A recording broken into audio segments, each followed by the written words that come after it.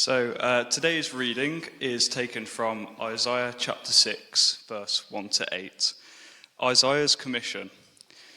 In the year that King Uzziah died, I saw the Lord high and exalted, seated on a throne, and the train of his robe filled the temple. Above him were seraphim, each with 6 wings. With 2 wings they covered their faces, with 2 they covered their feet, and with 2 they were flying. And they were calling to one another, Holy, holy, holy is the Lord Almighty. The whole earth is full of his glory. At the sound of their voices, the doorposts and thresholds shook, and the temple was filled with smoke. Woe to me, I cried, I am ruined, for I am a man of unclean lips, and I live among a people of unclean lips. And my eyes have seen the King, the Lord Almighty. Then one of the seraphim flew to me with a live coal in his hand, which he had taken with tongs from the altar. With it he touched my mouth and said, See, this has touched your lips. Your guilt is taken away, and your sin atoned for. Then I heard the voice of the Lord saying, Whom shall I send, and who will go for us? And I said, Here I am, send me. Great. Thanks, Callum, for the reading. Just singing, Lord, I lift your name up on high. It just took me back to when we were in Albania and we were sat outside at the Addiction Rehabilitation Centre Teen Challenge. And there was our team and there was all the fellas from Teen Challenge, and there was August and Bluina who run it, all sat outside. We've just shared some food together, and they sang to us, and then we sang that to them, and it was a really, really special, powerful moment, actually. So thank you to Paul for leading us in Paul Chair style. So we're in this sermon series, and we're coming towards the end. There's today and there's next week left, and it's all about God calls. And so far we've looked at God calling different people in mainly the Old Testament, actually. So unlikely people, unsuitable people, calling people in surprising ways despite how they might feel about themselves. We've explored imperfections and hesitations and worries that people are too old or too young or not gifted enough or not good enough.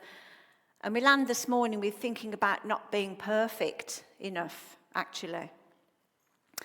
And this passage it's quite dramatic, actually. You can read it kind of flat just on the page, but if you kind of put your imagination into it, it's really quite a dramatic experience, because Isaiah's describing the moment when he sees the Lord, and it must have been absolutely incredible.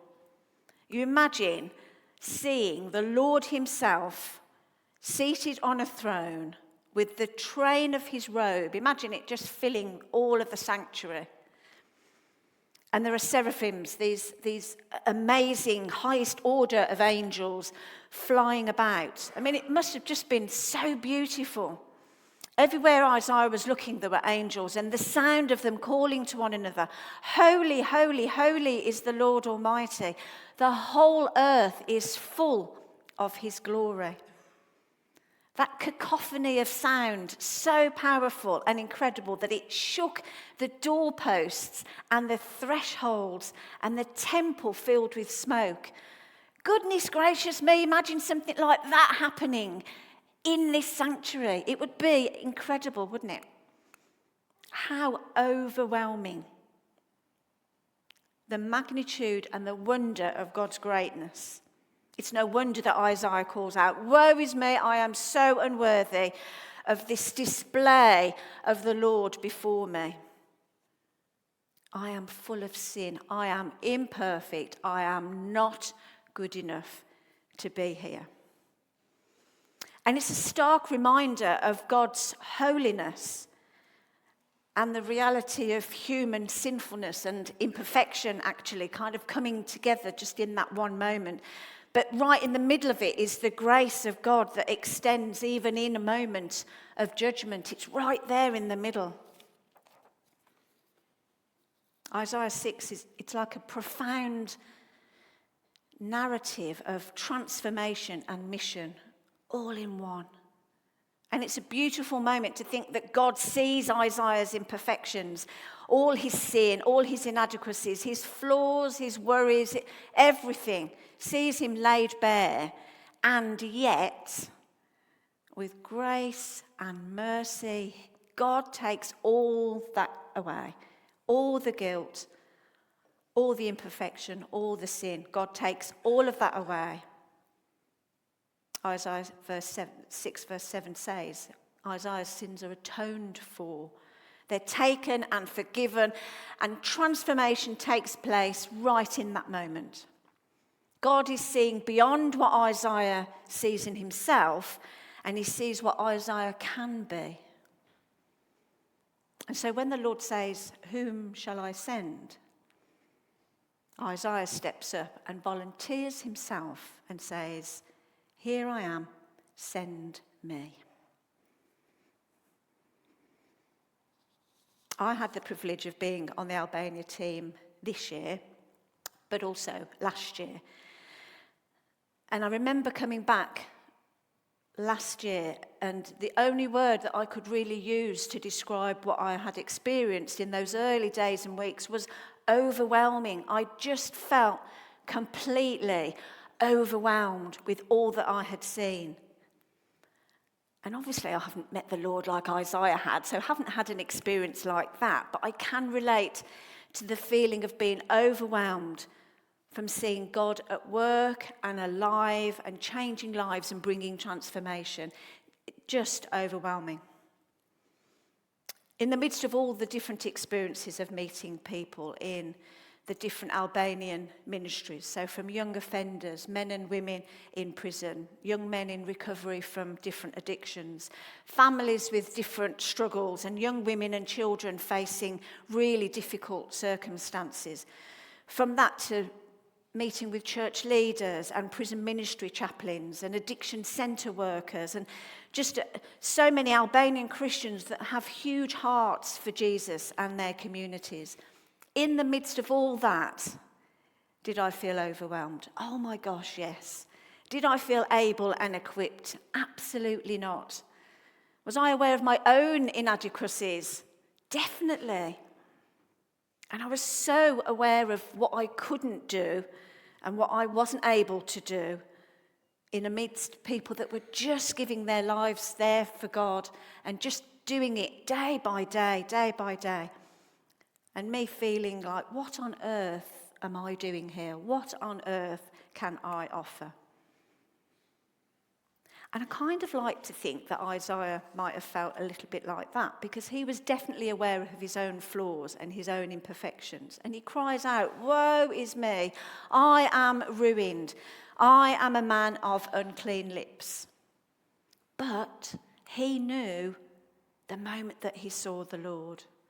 And he said, "My eyes have seen the King, the Lord Almighty." I wonder if at all through this sermon series you have thought that this is kind of about God calling a special few in special circumstances to do special things, you know, like a special calling. So not really for the likes of you and I, just the average Joe Bloggs. Well, I'm sorry to tell you, but you're wrong.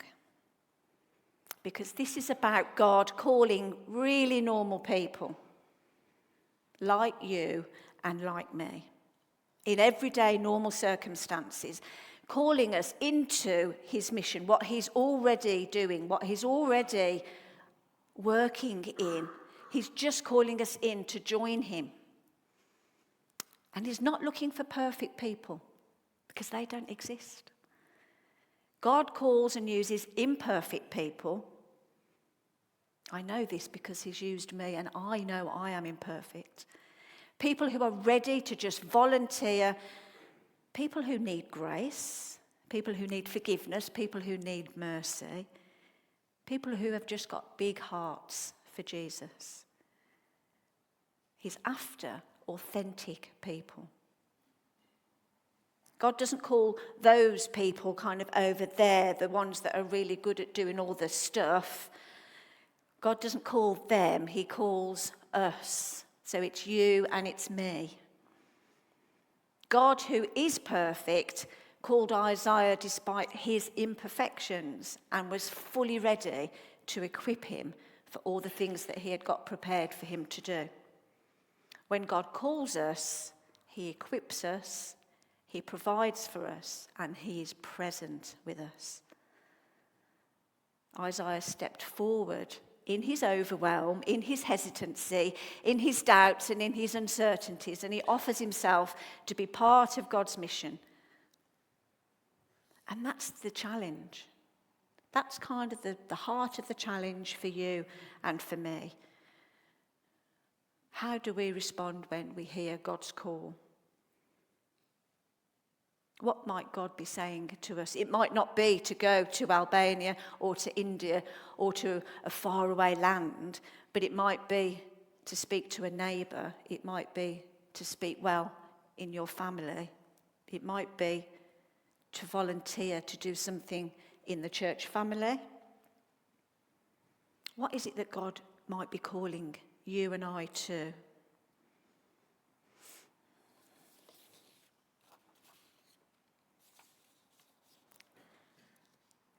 Ian's already kind of said this, but I'm going to say it again, because there's a team of people that went to Albania the first time and the second time. Just a group of ordinary, imperfect people. Nothing special about any of us, just with willing and open hearts, just to step in to see what God is doing. And we stepped forward, some more tentatively than others, into what God was doing in Albania. And God did equip us. He did provide for us, and he was present with us every single day as we explored different partnerships and different communities. Was it overwhelming? Yes. Was it incredible? Was it rewarding? Would I do it again? Yes.